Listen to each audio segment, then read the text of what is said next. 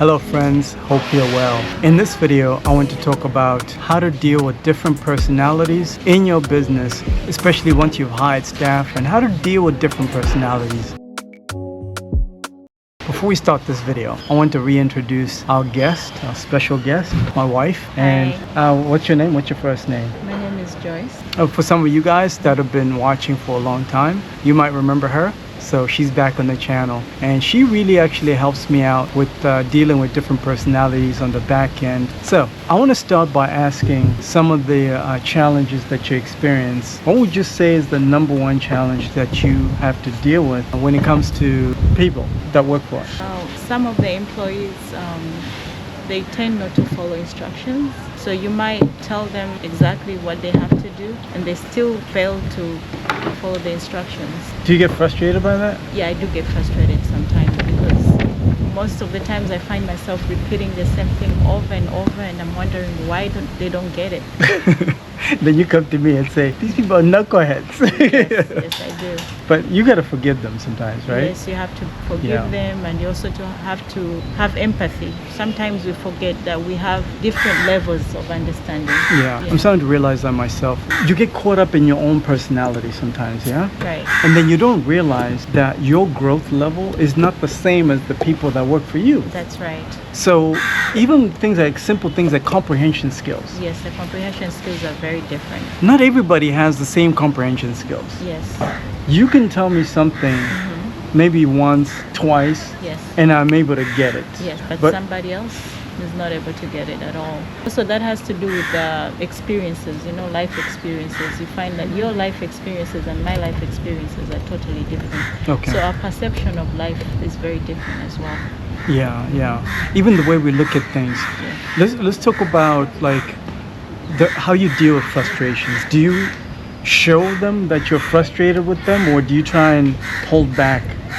How do you handle? How I handle that is I try to hold back. Though sometimes it's really difficult, but I try and hold it back so that, because once you show people that you're frustrated, then they kind of lose respect for you. They lose respect for you, and then sometimes maybe they will not want to better themselves because they see that you're frustrated and they kind of take it personally. Yeah. So you have to kind of hold it back.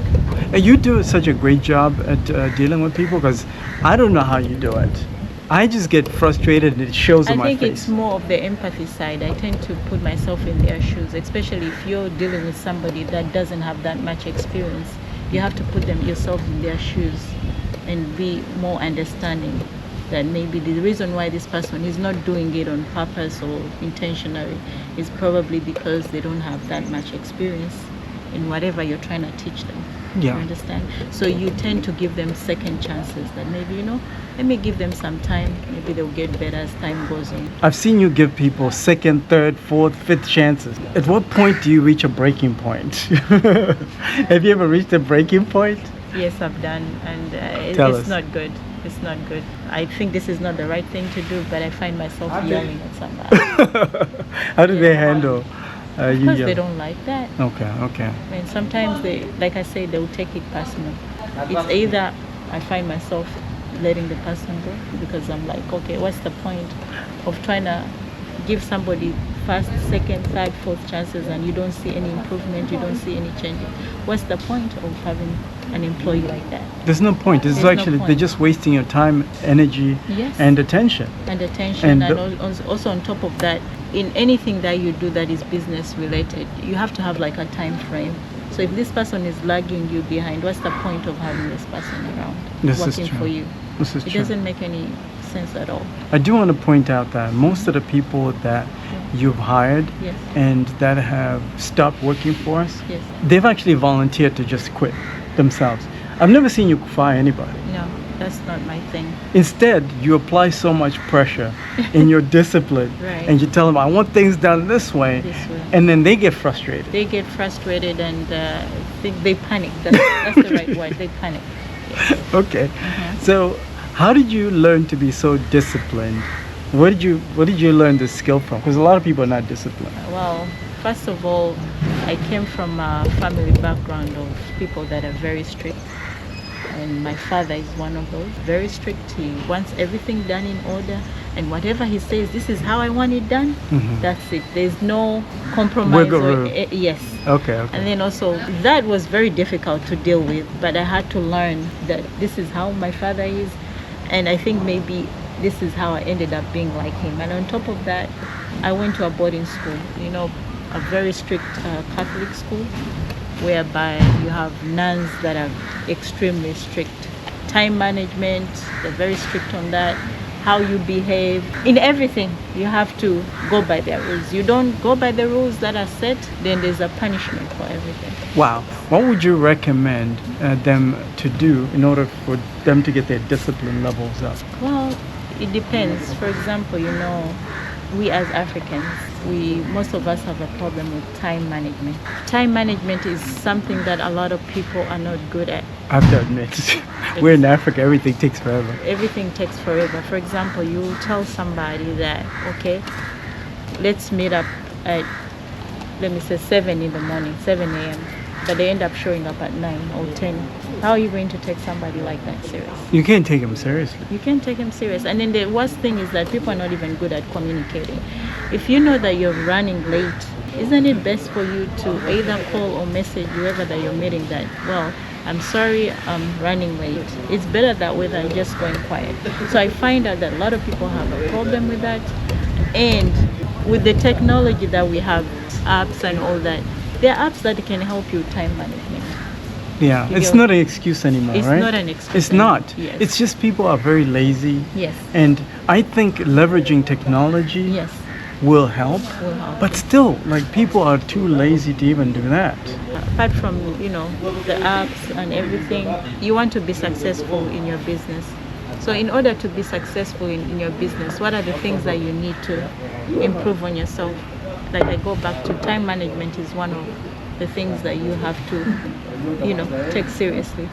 Because if you don't have a time frame in everything that you do, then you're just wasting your time. I have to agree on that. Yes. I know not everything is going to go by the time frame that you set up, but try and push yourself to get things done.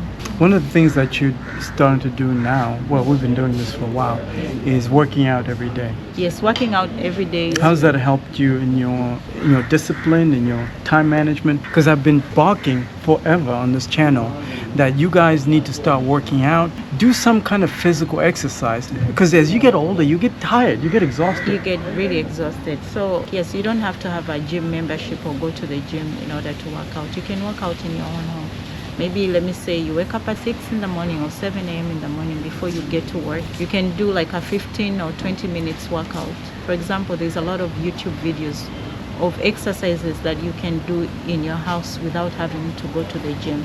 Well, you're just using your body weight? Yes, you're using your body weight to, do exercise. The yoga, stuff like that. Because all you need is like a yoga mat. Yoga mats are not that yes. expensive. Yeah, not that expensive. In fact, you can buy some cheap yoga mats, So, even like at Walmart. It won't be too crazy. No, it's not going to be too crazy. You start little by little. With exercise, you can't just do too much at once. You start little by little. Then if you can afford to buy a treadmill, then good and well. Yeah, there are levels to it. There are levels to it. You can put a treadmill, or if maybe the weather is good outside, you can take walks, 20, 30 minutes walk. That's better than nothing. So I noticed that the power of working out, as soon as you're done working out, you have so much energy. You want to do a lot. I've seen. That's my experience. I've noticed that. Every day. Every day, every time you finish working out, Yes. you become like an Energizer bunny. You're everywhere. You're like up and down the stairs. Exactly. I'm like, hey, is everything okay? You're good. You see, you have so much energy. You get a lot done. Yeah. So that's the beauty of exercising. And So you end up looking good too. you right? end up looking good too. That's also part of it. That's a bonus. It's also good for your health as well. Yeah. But Yeah. also you have to be careful on how you eat, because you might work out so much and then eat so much, and what's the point? Yeah. Put on weight, have like a diet, special diet. And I do want to point out something. Some of the people that work for us, that you manage, they're much younger than us. right. But their energy levels are falling. They're falling. The reason is because they don't work out. It's crazy. Yes. And this adds on to that whole Yes. point of poor time management, lack of communication skills, lack of discipline, everything comes down to your physical body. Your physical body, that's true. Right. That's true. And that's where the discipline now has to come in. Once you have that discipline to work out every morning or every evening, then that's going to help you with everything else. Like you say, time management, even your work, whatever time frame that you set up to do your business or to do things that will improve your business. Yeah. So everything, is connected. Everything is connected. Yes. You didn't know the importance of working out years ago. Honestly, right? I was one of those people that really didn't care about working out. But he started it and he inspired me. And now, yes, I enjoy working out. Sometimes it's painful, but the day that I feel like I don't want to work out, that's when I really push myself harder. When you go in. Yes. And in fact, those are the days where you actually go extra. You beat me on the treadmill nowadays. That's right. And respect. So, with the people that you work for, do you ever convince them to work out? With me, yes. Yeah. Do you convince them to work out? Yes, I have tried to do that. Maybe to just a couple of them. How do they respond to that? Working out is so hard. You see, for example, the treadmill, I'm scared of getting on the treadmill because what if I hurt myself? You see, they already built that in their mind. Limiting beliefs. Yeah, limiting beliefs. So I'm like, no, that's not how you should be thinking. Even me, myself, this didn't just start yesterday.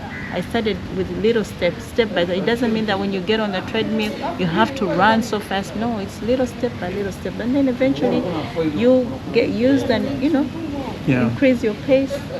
And that's how it starts.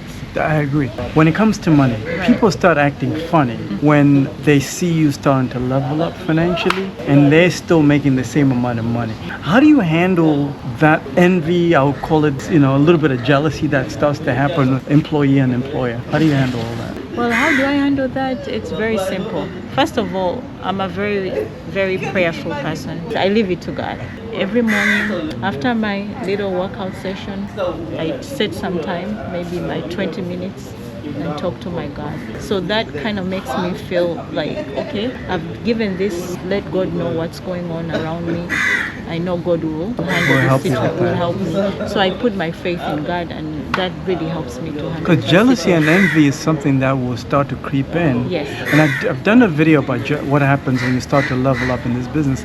Jealousy and envy starts to come, and it's rarely from strangers. Yes. It's mostly from people that are closest to you. Yes. Because they're starting to observe you level up. Recently, had one of our employees saying they want to live a good life too. That kind of shocked me. It really shocked me. What does that even mean? How did you interpret that? Well, that kind of made me think that the person is envious of us. How am I going to explain that? That's what I got out of that question too. So right now, I'm looking at this person in a very different way. After everything that we have done for them, I don't look at them the same way. You monitor them closely yes, now. I monitor closely, but I didn't even think of firing them because I know they need the job. They need the job. That would be very selfish of me going ahead and firing them because they said such a statement. So instead, how I handle this now, I used to be a little bit more like friendly to this person, but now I've kind of pulled your energy. Exactly. Ooh, they feel it. By the way, people feel it when you pull your energy. Yes.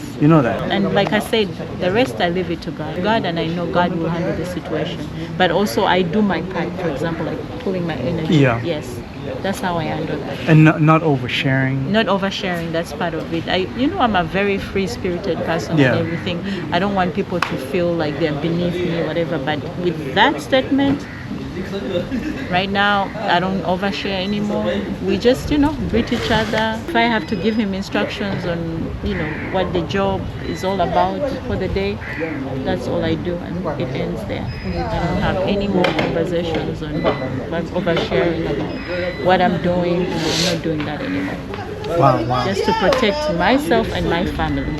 Amen to that. Listen, I'm truly grateful, Mrs. Chibore. I'm truly grateful that you're helping us behind the scenes because I couldn't do what you do, to be honest. I don't have the patience. I don't have the energy levels for it, so I'm very grateful. So for some of you guys that don't have a support system, there are options. that are available in the marketplace. Look into leveraging software specifically that does HR services, or even hiring a virtual assistant. That's And then great. I'm sorry, I remembered something else. I remember something else about dealing with people with different personalities. You know, we are not all the same, and due to, you know, family backgrounds where we grow up and all that. So there are certain people that, you know, there's a saying that goes by, never argue with a fool because they'll beat you with experience. So if you meet an employee that loves to argue, doesn't want to listen to you, they think they know better than you, there's no point of going back and forth, because now you're going to Look like put an yourself in the same level as of that employee. You're gonna look like a fool. So there's no really point of arguing back and forth. It's a waste of time It is a waste and of time. energy. Yes. It is a waste of. I learned that from you, by the way.